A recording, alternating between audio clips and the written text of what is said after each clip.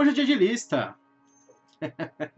E aí, cambada? Eu sou o Gustavo Domingues, também conhecido como Rei Grifo, e hoje estou aqui para falar quais foram os 10 melhores livros que eu li esse ano. Eu vou pôr uma lista aqui embaixo na descrição do vídeo, aí você pode ver todos os livros, e aí eu tô falando os 10 que eu gostei mais. Tá difícil para muitos autores, inclusive eu até fiquei triste que eu terminei a lista e eu não tinha colocado nenhum autor brasileiro, e eu não ia mudar na lista só porque era um autor brasileiro, mas infelizmente eu li muito clássico, fantástico esse ano.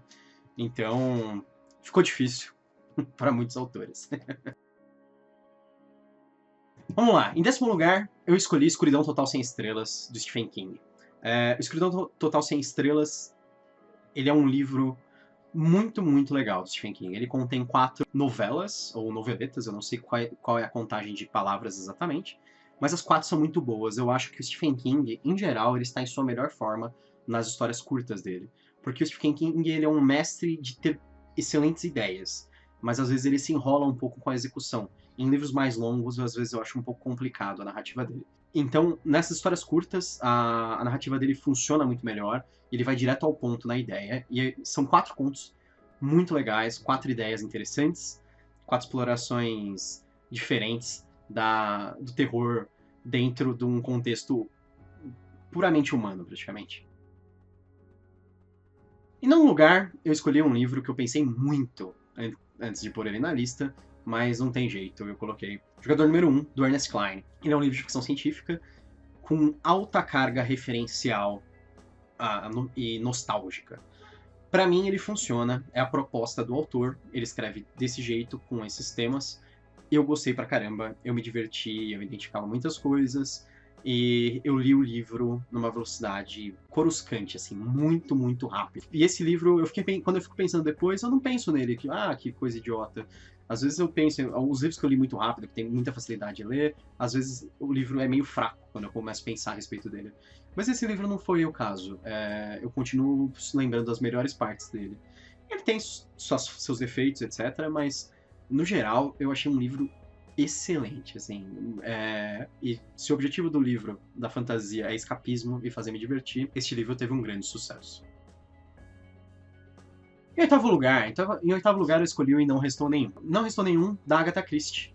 Eu li 2 livros clássicos da Agatha Christie esse ano, o Não Restou Nenhum e O Assassinato do Expresso do Oriente. Não Restou Nenhum, ele é um pouco sacana, porque ele é um livro muito difícil de você descobrir quem é o assassino. A Agatha Christie sempre escreve policiais, né? Você sempre tem que descobrir quem é o assassino. Mas ele segue um modelo tão bom das pessoas fechadas, na mansão isolada, que ele se tornou um dos livros mais homenageados de todos os tempos, em séries, em desenhos, em tudo que você imagina. E ele é tudo isso, ele é um livro muito bom. Eu já li um bocado de livros agora da Agatha Christie, atualmente ele é o meu predileto, é o que eu mais gostei.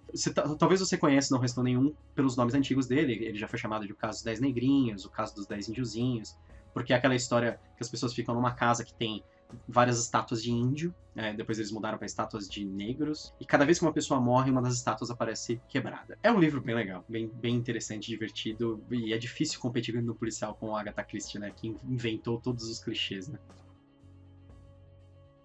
Em 7º lugar, eu escolhi O Olho do Mundo, do Robert Jordan. Eu achei que ia ser talvez um livro que eu fosse me atrapalhar lendo um pouco, que ele fosse ser demorado por causa da extensão do livro, mas não, eu li o livro com muito proveito, eu me diverti bastante, eu me preparei para um livro longo e deu certo. Eu fiz uma resenha dele, apesar dele ser um livro sobre um escolhido, ele é um livro que abraça todos os tropos e os clichês dessa história, de ser um escolhido e da luta contra o mal e do maniqueísmo, e ele eleva isso e torna isso muito melhor. Eu estou bastante ansioso para ler os demais livros. Em 6º lugar, eu escolhi Carbono Alterado. Carbono Alterado foi um livro cyberpunk que eu li esse ano. Eu li em antecipação a série da Netflix e eu me surpreendi com o quanto eu gostei do livro.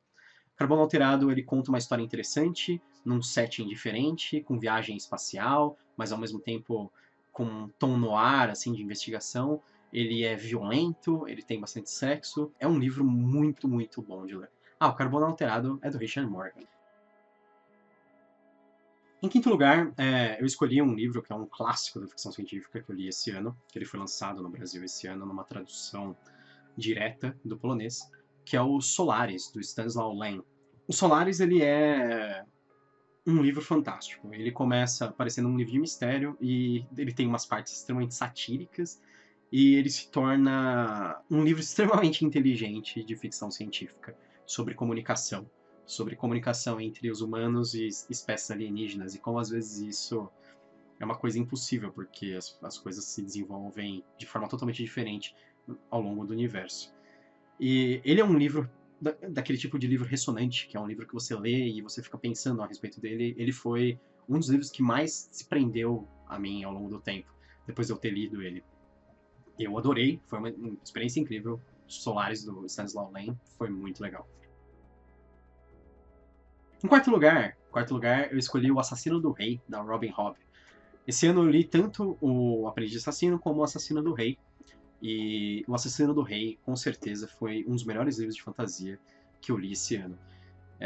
Ele tem um ritmo fantástico, ele tem um final absurdamente bom. Ele elabora emocionalmente muito bem as coisas que acontecem. E ele, nossa, é um livro fenomenal de fantasia. E que me deixou extremamente ansioso para ler todas as outras obras da Robin Hobb. Em terceiro lugar, eu escolhi um livro que eu li metade dele, digamos assim, muito tempo atrás, e depois, esse ano, eu li ele desde o começo por inteiro. Mas metade dele já dá 900 páginas, que é... O livro é Musashi, do Eiji Yoshikawa. Musashi, ele é uma ficção histórica que conta a história de Miyamoto Musashi, que foi o samurai mais famoso do Japão. Ele era um grande duelista, ele duelava contra as pessoas para testar a sua força, para aumentar para melhorar a sua técnica. E ele é um livro fantástico. Eu vou fazer uma resenha bem detalhada dele depois. Eu tenho a versão em 2 volumes da Estação Liberdade, que são 900 páginas cada volume. Musashi foi um livro que eu adorei ler. Eu gosto muito de Japão feudal. Eu acho uma temática extremamente interessante. E Musashi foi um livro que ele sanou a minha sede por um bom tempo, sabe? E sem falar que é muito interessante ver como ele é a base para muitas coisas da cultura japonesa, que eu depois vim a ter contato, né? No caso, mangá e animes, que usam como base personagens, arcos de personagem e construções de personagens que vieram do Musashi. Porque Musashi é antigo, ele era lançado na Asahi Shimbun nos anos 20. Ele é de antes da Segunda Guerra Mundial, o livro. E ele é um livro excelente. Eiji Yoshikawa manda muito bem. Em segundo lugar, eu escolhi um dos livros de fantasia que eu li mais legais da minha vida. Eu acho engraçado como algumas pessoas têm uma experiência completamente diferente com esse livro. Foi O Jardins da Lua. Eu já tinha citado aqui que eu gosto de um outro livro porque eles comparam com Jardins da Lua. E Jardins da Lua é um livro fantástico. Ele é um livro com um monte de pontos de vista, um monte de personagens, uma história a princípio confusa. Na verdade, ele basicamente é 1/10 do livro total. O livro total é o livro Malas dos Caídos, que é a coleção da qual ele faz parte, que tem 10 livros. Então, Jardins da Lua é como se você estivesse lendo o primeiro 1/10 da história inteira. Ele interrompe de repente, ele não conclui as histórias, ele conclui pequenos arcos, mas não nada grande. Tudo ele vai deixando para os próximos livros. Mas mesmo assim, eu fiquei querendo mais, eu queria muito ler, eu queria descobrir mais sobre o universo, sobre os personagens, sobre as raças, sobre as culturas. Tudo é muito bem construído, a ação é muito boa. E todo mundo fala que esse é o pior livro da série. Então, eu acho inacreditável. Eu quero muito ler o resto da história. Então, Jardins da Lua, do Steven Erikson, é o meu segundo lugar, com certeza. Agora vamos para o primeiro lugar. Primeiro lugar, não tinha como. Todos os outros livros ficaram muito atrás desse primeiro. Ele é um livro que eu demorei muito tempo para ler, porque eu tava... Sabe quando você fica intimidado pelo livro, porque é um livro tão especial para tanta gente? Esse livro é o Duna. O Duna ficou em primeiro lugar porque ele é um livro fantástico.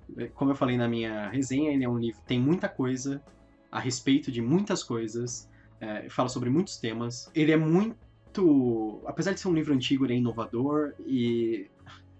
Esse livro já ganhou várias vezes como o melhor livro de ficção científica de todos os tempos, em votações, etc. E eu entendo completamente, porque Duna é um livro fantástico e a única frase que se pode falar sobre Duna é você tem que ler. O pessoal fala que toda unanimidade é burra, mas eu desconfiaria de alguém que não gostasse de Duna. Não é uma questão de gosto, tudo bem, você pode não achar divertido o livro, mas ele é um livro que é tão bem feito que ele bate na sua cara com a qualidade do livro, do quanto ele foi bem pensado, de tudo que existe por trás dele. Duna é para ficção científica, eu acho, o que, por exemplo, Tolkien é para fantasia.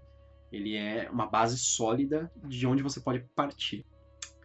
Duna é muito bom. Esses foram meus livros prediletos do ano. Espero que você tenha gostado da minha lista. Se você gostou do vídeo, curte, se inscreve no canal. Eu sou o Gustavo Domingues e bem-vindo ao Canavial.